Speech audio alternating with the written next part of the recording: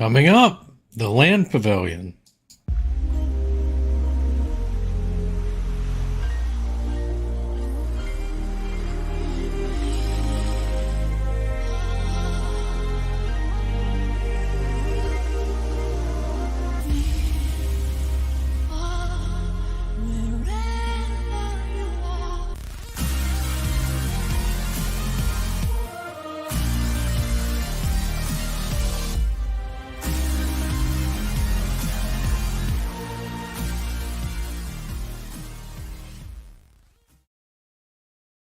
Welcome to the SeeWDW Near and Far podcast, where we explore perspectives of the Walt Disney World Resort from 10 to 1,000 miles away. I am Mike, the far in this equation. And I'm John, the near. All right, today we are going to discuss the Land Pavilion. We're not really going to get into like major details like some of our other podcasts. We're going to try and hurry this along because we kind of got a late start. But we're just going to go over a little bit of the brief history and how, Walt's original vision for EPCOT kind of influenced this pavilion, and just talk a little bit about some of our experiences with the pavilion. So, all right, let's talk a little bit about the concept and creation. The original concept for the Land Pavilion was deeply rooted in Walt Disney's vision, Walt Disney the man's vision for EPCOT, which was initially conceived as a real futuristic story where people would live and work. The Land Pavilion was a central component of this vision. The concept was to showcase and educate visitors about the latest advancements in agriculture and environmental technology. It aimed to demonstrate sustainable and innovative agricultural practices for the future. The pavilion was designed to be immersive, educational, and offering a glimpse into the future of farming, horticulture, and environmental stewardship. Basically, John, Walt wanted to create an agricultural vision with his actual EPCOT city. And the part of that vision was what are the challenges, like the big challenges with creating food production and things like that. And Walt, as part of his core ideas, he wanted to partner with farmers and scientists to come up with environmentally friendly ways and sustainable ways to create enough food to fuel these cities. So that was a big part of the core idea of EPCOT. That was his agricultural component. His dream was what we see in the greenhouses today, partially. He wanted to use things like hydroponics and things of that nature. And so that is where the pavilion itself really heavily borrows from Walt's original vision. Yeah, I was going to mention too, I was at the Retro WDW convention a few weeks ago, and the land came up in part of that too. And I think, was it craft? Yeah. I think a lot of the stuff has to do with the sponsors with things like this too, like with what ends up being what. But yeah, I'm pretty sure craft had some say on how things how the focus was on this. Well, eventually, and craft, some of the early parts of the pavilion, the early attractions, let's say, so let's talk a little bit about what the early attractions were, right? They were Kitchen Cabaret, a film called Symbiosis, which was a film about the interconnectedness of all living things and the importance of environmental stewardship. That was early on. That was at the opening in 1982. And then Listen to the Land, which we now know as Living with the Land, but it was slightly different back then. And then they had the restaurant that we know as Sunshine Seasons. It was called the Good Turn Restaurant. And in that restaurant, that was how it was really heavily advertised, was they took out of the greenhouses, and that's all the fruits and vegetables came from the greenhouses in that original restaurant. You said about craft, like I believe Kitchen Cabaret was originally, it was either Nestle or Kraft. It was one of the early were the early sponsors, I believe. So you're right, they had a heavy influence on what was pushed to the audience. And in Kitchen Cabaret, you saw a lot of advertising of the partners that were, the various partners that were connected to the pavilion. And they did have a big influence on, what was shown. Yeah, I just wanted to point out that this is from a recent meal I had there, but it still says right on the sign as you go in, featuring produce grown in our Living with the Land greenhouses. So it's not exclusively, but it's the closest restaurant to it. So you're more likely to get to get stuff there. Yeah, I believe there's also a restaurant in Animal Kingdom that uses some of the stuff that's grown in the greenhouses as well. So that was kind of the dream of this pavilion, the sustainability part of it. One of the original visions of the pavilion itself was to be able to be a turnkey solution for some of the, feeding the theme park community. Again, they heavily borrowed from that original vision that Walt had. When you talk about Kitchen Cabaret that we talked about with the sponsorship, that was a musical featuring anthropomorphic food items that taught nutrition in a fun and entertaining way. It was part of the pavilion's educational approach to healthy living. The reality is it was an advertisement for their sponsors, but it was done in a very clever way.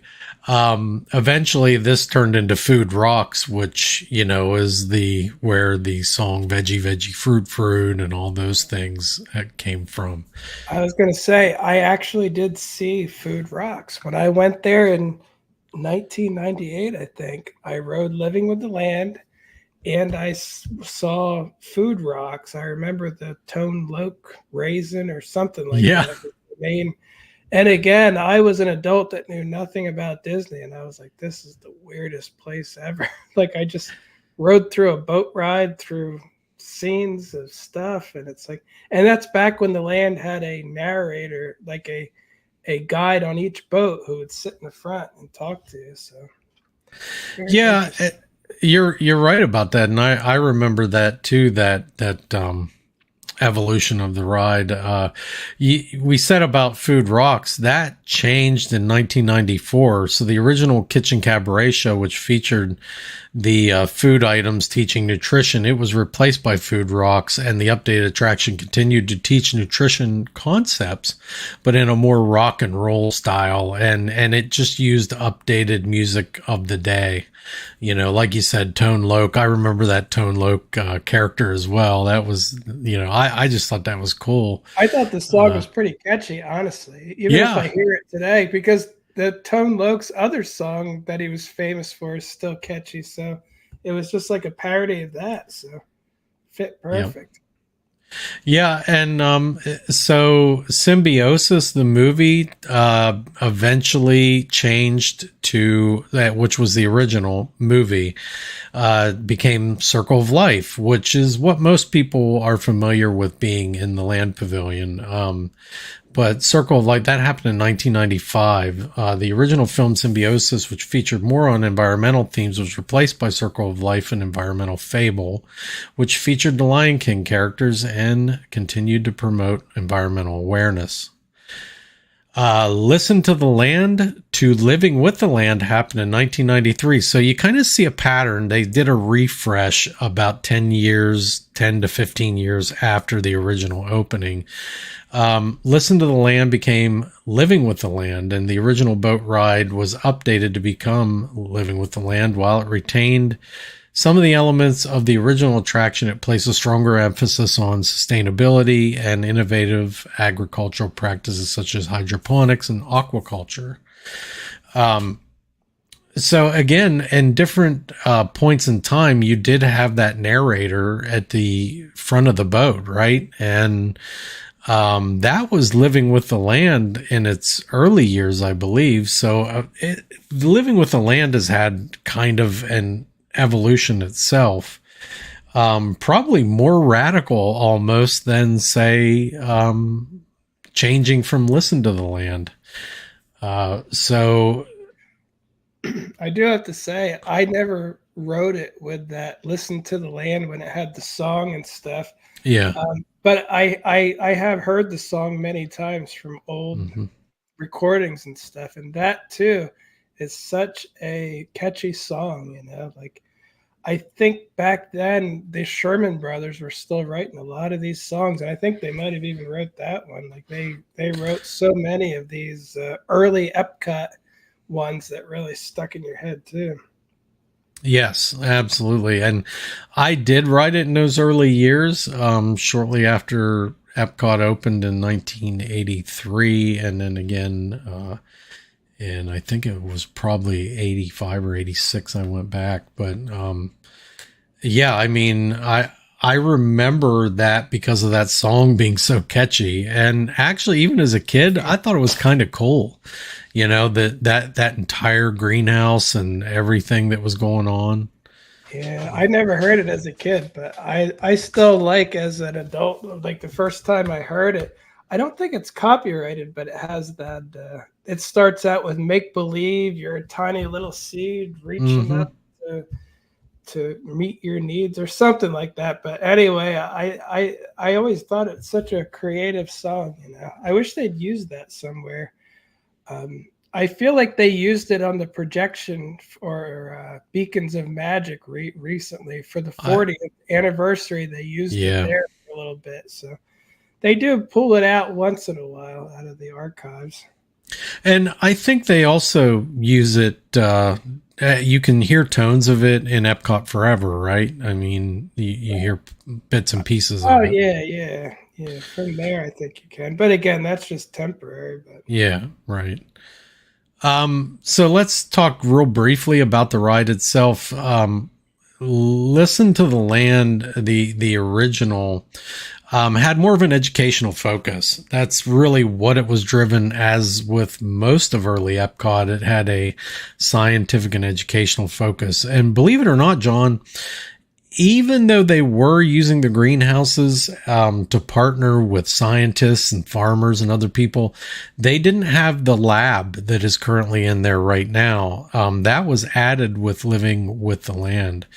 When they transitioned to Living with the Land, it became a multifaceted attraction. It not only covered education, it covered it started to emphasize more the sustainability of hydroponics and aquaculture and vertical farming, but it also tried to be more entertaining and inspirational for guests, trying to relate different things to the guests, putting different like signs up so the guests might recognize certain types of fruit or vegetables that they know in their daily lives. And also Living with the Land was relevant to the themes of Epcot. It aligned closely with Epcot's themes of technology, innovation, and a vision for a better future. So in essence, they updated Living with the Land and it improved upon the original vision of the theme park. Imagine that, John. An improvement. Improved. I don't know what you're talking about. You mean make worse? Yeah, sure. No, you mean better. Yeah. I don't Like Guardians, that was an improvement. All right, I Oh like yeah. that. Well, Sometimes it's hard for me to understand what you're talking about. all right. So eventually, Food Rocks was closed and it was replaced with Soarin' or over California. I'm not going to get into what Soarin' over California is. Everyone knows what. If you're listening to this podcast, you know what Soarin' is. But in 2012, in 2004, that's when that was replaced by Soarin'. In 2012, Living with the Land was refurbished and updated with new exhibits and information. In 2018, The Circle of Life, an environmental fable, was closed and replaced with Awesome Planet, the current movie in the theater there, and it is a 12-minute film that celebrates the beauty and diversity of the planet and beats you over the head for ruining your Earth. I never saw the first one, but out of the two, I think Awesome Planet. It looks nice, but yeah, it's not really that exciting. Once you see it once, I'm kind of like, I was walking by it the other day. The park was crowded. It was coming on in 2 minutes, and I was like, yeah, it doesn't have the rewatchability for me. So again, nothing against the planet or anything, but just not. Yeah, it's not as entertaining. It's one of those weird situations where maybe the IP part of it was so much better, Well, I actually like the guy who does it, the guy who plays Phil Dumfries. Me too. That show. Like I thought, I like him a lot, but it just, I don't know. It just doesn't do it for me. Like I said, the first time I saw it, I enjoyed it. I was like, oh, that was, pretty to see, but. Yeah, I agree. I liked the previous movie a lot better. I don't remember the original film there. I know I would have saw it, but I just don't recall the film itself. Let's talk a little bit about Soarin'. Like I said, it replaced the show that was there, the Food Rock show. Soarin' over California opened May 5th, 2005. In 2015, the ride's projection system was upgraded to a laser illuminated digital projection array. This resulted in a sharper and more realistic image.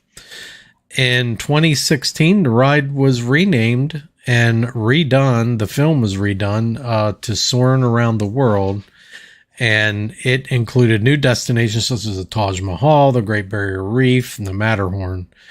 In 2003, this year, just about, maybe a month ago, they brought back Soarin' over California and brought that back for a limited time as part of the Disney 100 Years of Wonder celebration. Now, personally, John, I think most people will admit that the California ride or the California attraction is better. The smells are better. At least the timing of the smells. Let's say that. I love when you're catching the smells right here on this scene. You're catching the smells of the woods and the evergreens as you're floating over top of the river there in California. And of course you have the Orange Grove scene, which everyone talks about. That has the just awesome smells. Yeah, it was nice to have the orange scene back, but I can tell you that it doesn't. The film itself looks a little bit less clear than World One. Like it's just not quite. But again, I still like Soarin' over California more than Over the World. So. Yeah.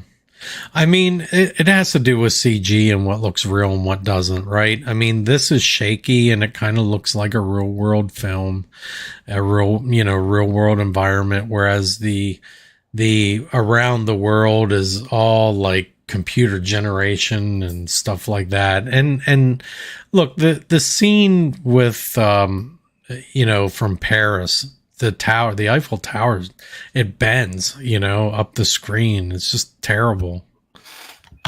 Yeah, yeah. I would say I feel like they should do more with this stuff. Like I said, I prefer Soarin' over California. The world is nice though too, but I feel like since it's movie based, they should always be trying to.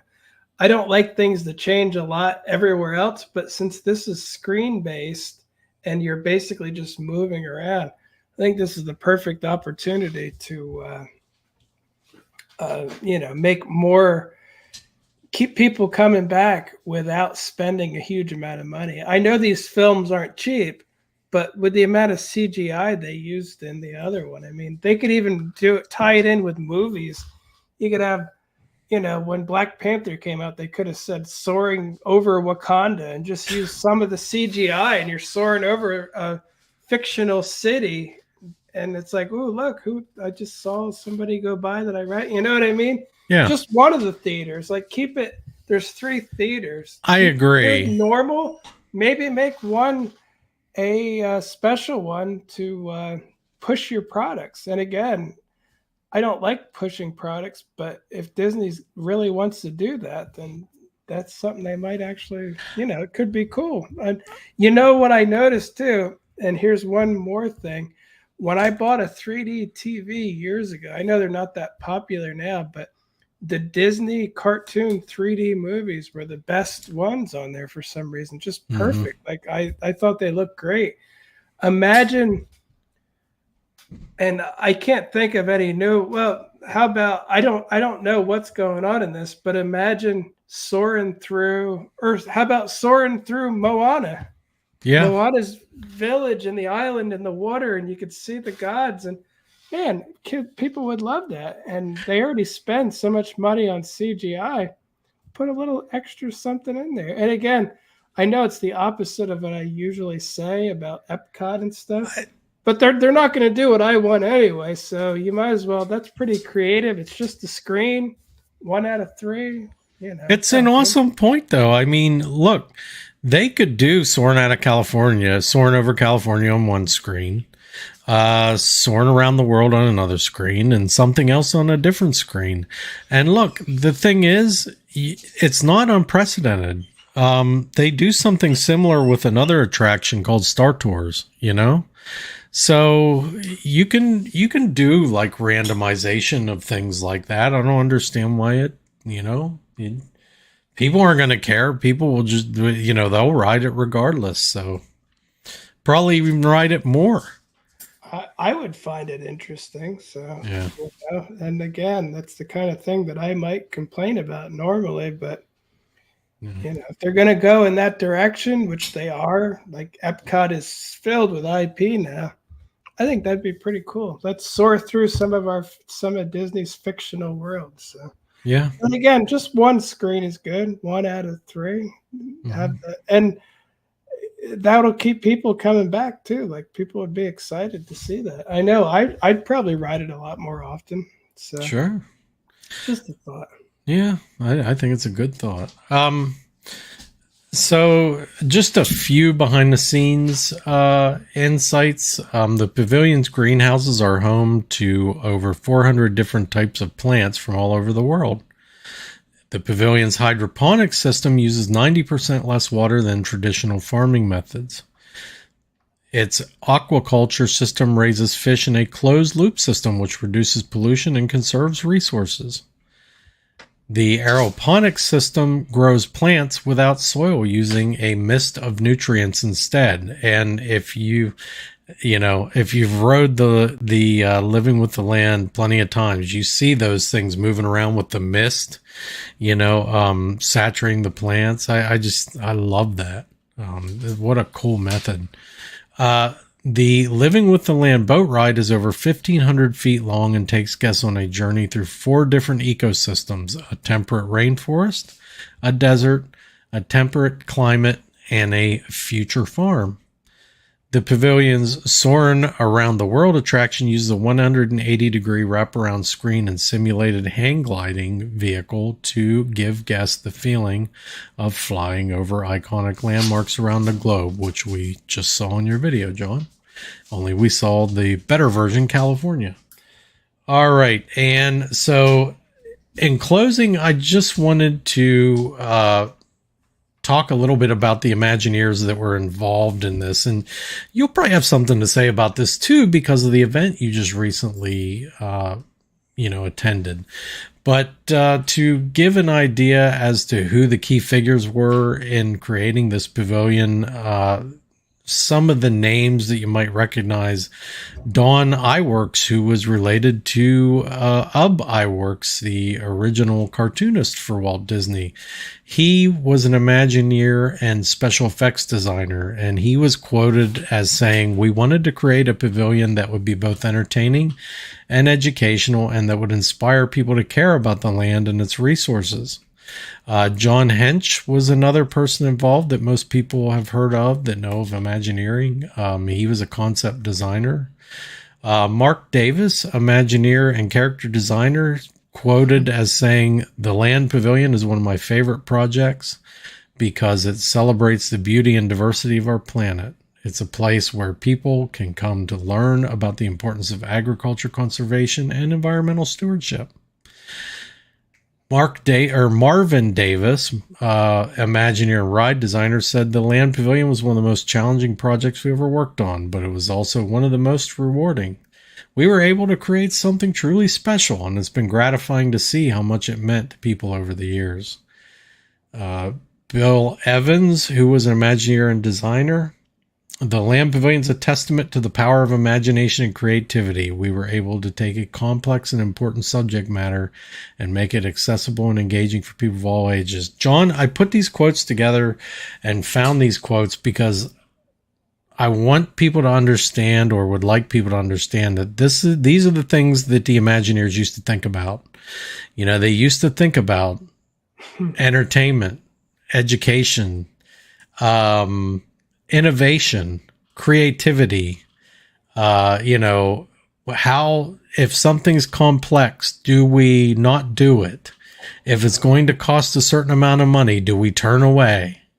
I know. I spent, like I said, that weekend at Retro WDW hearing about the processes and the thoughts and these guys, the amount of time, effort, and thought they put into this wasn't a job to them. It was all of this stuff was very, very, very serious to them.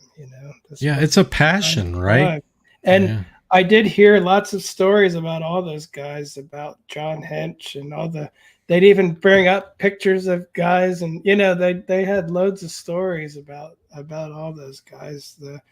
The very famous Imagineers that were involved. I think by the time EPCOT came around, a lot of the guys who actually worked with Walt and stuff, they were still around, but they were like as high up as you can get at that point, because Walt's gone. It's like you got his 9 old men were the only people left. So that was the new top guys, So they'd be all over the place.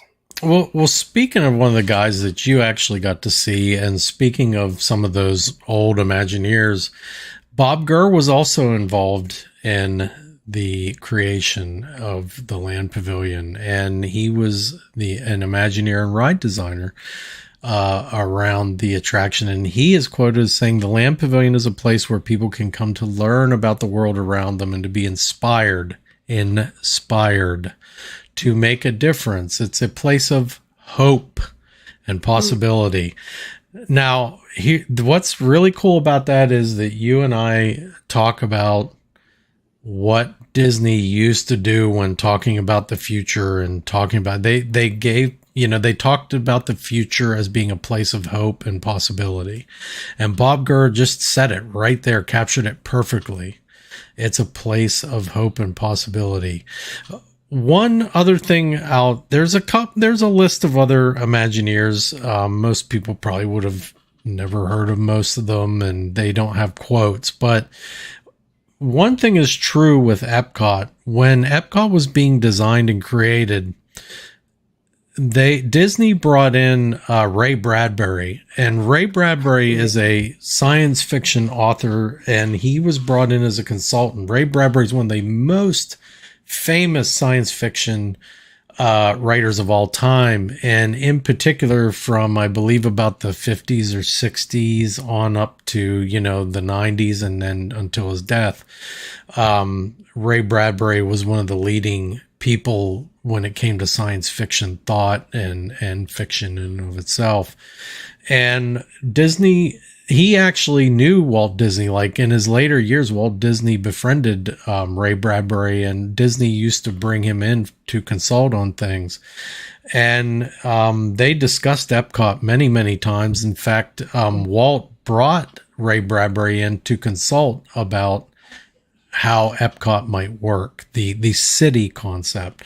And so Disney kept Ray Bradbury around to consult on all the attractions at Epcot, including the Land Pavilion. So Ray Bradbury was also involved in consulting on the Land Pavilion. I thought that was interesting. Yeah, he was a part of a lot of the stories there. And I didn't know that until, like I said, a couple of weeks ago, hearing it from the guys who were there about how, about Ray Bradbury being involved in all that too, like him. Because there were a couple guys there that were higher up as far as like designers go, and they were working with Ray Bradbury like to design, Spaceship Earth and all the future world stuff and all that. But, yeah, I always found that fascinating. Like I remember reading that in one of the Walt Disney the Man, one of the books about him a few years ago, that Ray Bradbury had become such an important part of, Epcot and Walt's like how he was imagining things and trying to do things, so that's pretty much what I got. I have a lot of other stuff that I could really launch into about sustainability and things like that. But I mean, we all kind of get it, right? If you go to the Living with the Land Pavilion. That's brand new. They didn't have that back in Yeah, well, in 1982, in Epcot they did. And it's when sustainability actually really meant something, and it wasn't just a catchphrase or a virtue signal. It actually meant something in 1982, and when it became a part of this pavilion. So I've always found even as a kid, the pavilion to be fascinating. I've loved it in all its forms. I loved the shows with the kitchen cabaret and all that, and Food Rocks. But I also have loved Soarin' over the years. So I'm not disappointed with too many of the things that have happened in the pavilion over the years. I think they've stayed pretty true to the mission there for the most part. They did used to have like an atrium in the middle with waterfalls and things like that, maybe a little more natural. And now they've sacrificed that just to squeeze more bodies in for the restaurant there, the quick service restaurant. So maybe that's not so good. It kind of makes it look like a cafeteria more than anything right there in the middle. But it's one of my favorite pavilions at Epcot, John. Yeah, me too. And it still is really good. And again, I'm not a big fan of that movie right now, but that'll change too. And it's not terrible. It's more of a once every few years thing for me. But Soarin' is still great. The Sunshine Seasons is great. The Garden Grill is a great restaurant. The last time I ate there, it was good. It's one of the best character meals, I think. I agree. And again, just overall, I love the Land Pavilion because you can go in there. I've already had it where it's raining. I go into the Land Pavilion. I watch the movie. I ride Soarin'. I go on the land. I get something to eat. It's like you can hide out in there a long time. Yes, you all can. In that nice building, and it's kind of cool that you can do that. I miss real pavilions like that. So do I. Because, like Imagination Pavilion, it is a pavilion, but it really is just like a gift shop and post-show area. It's not. There's not as much to do in there, you know. And like space, mission space, it's like gift shop and there's a kid area. It's like a playground. Bring in, but it's not terrible. But I feel like the Land and Wonders of Life were the ones that you could go in and you could eat, watch, be entertained, ride rides, and just be within this big building. There's a go in the dome and just you could be in there for hours. So Living with the Land is one of them that's still like that, you know. I totally agree, and I think that's a great way to take us out there, John, to just talk there a little bit about, you know, as you just did, that it is a pavilion. Like, it is set up as a pavilion. There are things to do in there and time to be spent. So, all right, John, that should do it. Where can they find you online?